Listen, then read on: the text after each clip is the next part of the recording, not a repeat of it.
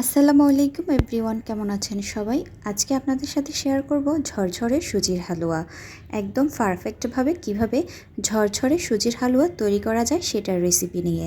চলুন তাহলে দেখে নেওয়া যাক। এই হালুয়াটি আপনারা রুটি পরোটার সাথে অনায়াসে খেতে পারবেন, বাচ্চারাও কিন্তু খুব পছন্দ করে। চলুন দেখে নেওয়া যাক কথা না বাড়িয়ে। প্রথমত আমি একটি প্যান বসিয়ে দিয়েছি, এর মধ্যে 1 চামচ ঘি দিয়ে দিয়েছি।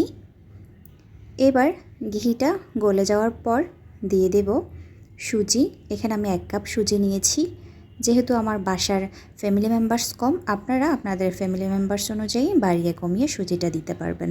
এবার সুজিটা ব্রাউন কালার হয়ে আসলেই ভালো করে ভেজে নিয়ে তুলে নিব। এই পর্যায়ে খুব সুন্দর একটা স্মেল আসছে। এবার সুজিটা আমি সাইডে রেখে দিয়েছি। আবারও প্যান বসিয়ে 1 চামচ ঘি দিয়ে দিয়েছি। এর মধ্যে এলাচ দিয়েছি 4 থেকে 5টি।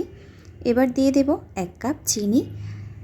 আপনারা যে যেমন মিষ্টি খেতে পছন্দ করেন তেমন চিনিটা দিয়ে দিবেন। এবার ভালো করে চিনিটা আমি নেড়ে ছেড়ে একটু অপেক্ষা করব ক্যারামেলটা তৈরি হওয়ার জন্য। এভাবে রেখে দেওয়ার পরই দেখতে পাবেন ক্যারামেলটা নিজে থেকেই একদম পারফেক্টভাবে হয়ে যাচ্ছে। এবার চুলার আগুনটা অবশ্যই কিন্তু বন্ধ করে দিতে হবে। দিয়ে দিয়েছি আমি 1 কাপ পরিমাণ দুধ।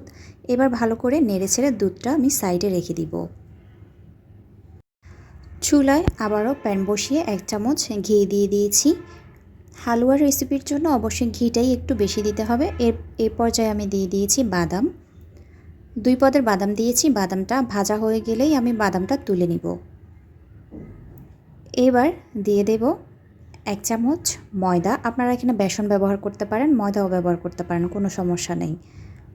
এবার ভালো করে একটু ভাজা হলেই ব্রাউন কালার চলে আসলেই দিয়ে দেব সুজিগুলো, যেগুলো আমি ভেজে তুলে রেখেছিলাম। সুজিগুলো দিয়েই ভালো করে নেড়েচেড়ে নিতে হবে ভালোভাবে। এই পর্যায়ে চুলার আগুন কিন্তু মিডিয়াম আঁচে রাখতে হবে। চুলার আগুন একদম বাড়িয়ে দেওয়া যাবে না। দেখতে পাচ্ছেন 5 থেকে 6 মিনিট আমি ভালো করে অফলাইনে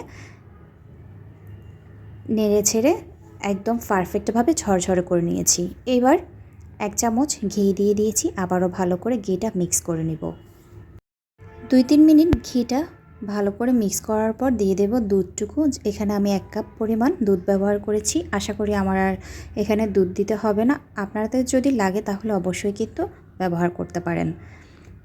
সাথে সাথে ভালো করে মিক্স করে নিতে হবে। এবার দিয়ে দেব ভেজে রাখা বাদামগুলো।